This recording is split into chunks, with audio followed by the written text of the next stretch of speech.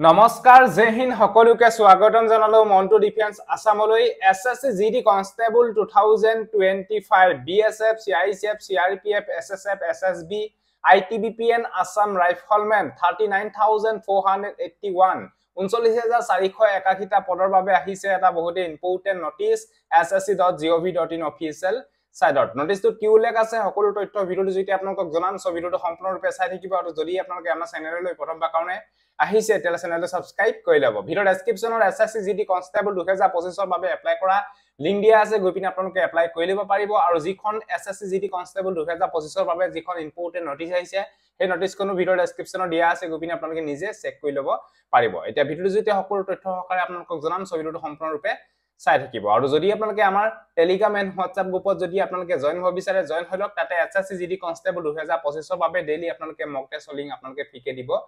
পাৰিব যদি জয়েন হ'ব বিচাৰে জয়েন হলক আৰু লগতে এখিনিতে আপোনালোকক জনাই থওঁ যে যোনসকল ক্যান্ডিডেটে এসএসসি জিডি কনস্টেবলৰ এপ্লাই কৰিছে তেওঁলোকে এতিয়া পৰাই ভালকৈ ৰিটেন এক্সামৰ কাৰণে তৈয়াৰী কৰিব লাগিব যদি আপোনালোকে অসমীয়া মাধ্যমত এসএসসি জিডি কনস্টেবল 2025 যদি আপোনালোকে এক্সাম দিম বুলি ভাবিছে তেতিয়া আপোনালোকৰ বাবে এখন ইবুক বনাইছো যিখন ইবুকত all subject or question answer অসমীয়া মাধ্যমত আপোনালোকে দেখিবলৈ পাব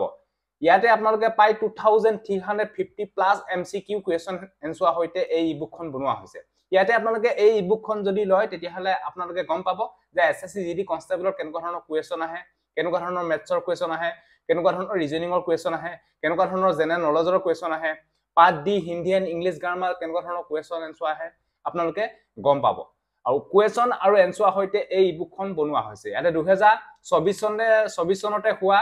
পেপাৰো আপোনালোকে ইয়াতে পাই যাব কোৱেশ্যন এনসাৰ যদি আপোনালোকে এই ইবুকখন লব বিচাৰে তেতিয়া আপোনালোকৰ বাবে বহুত হেল্পফুল হ'ব যদি লব বিচাৰে দাম 139 रुपीस কিন্তু আপোনালোকৰ বাবে 120 रुपीसতে দিয়া হৈছে যদি লব বিচাৰে এই নম্বৰটোত 120 रुपीस পেমেন্ট কৰি স্ক্ৰিনশ্বট দি দিয়ক লগালো WhatsApp যোগেদি এই ইবুকখন আপোনালোকক PDF আকাৰে দি দিয়া হ'ব যদি লব বিচাৰে লৈ লব পাৰে এতিয়া এসএসসি ফালৰ পৰা যেটো ইম্পৰ্টেন্ট নোটিস আহিছে এই নোটিসটো বিষয়ে আপোনালোকক জনাবলৈ বিচাৰিছো সাইডতে স্ক্ৰিনত আপোনালোকক দেখাই দিছো এখন ইম্পৰ্টেন্ট নোটিস ইয়াতে উল্লেখ কৰিছে যে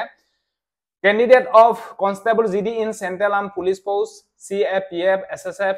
Rifleman Examination 2025 ইয়াতে উল্লেখ কৰিছে যে submit their online application form must before the closing date 14/10/2024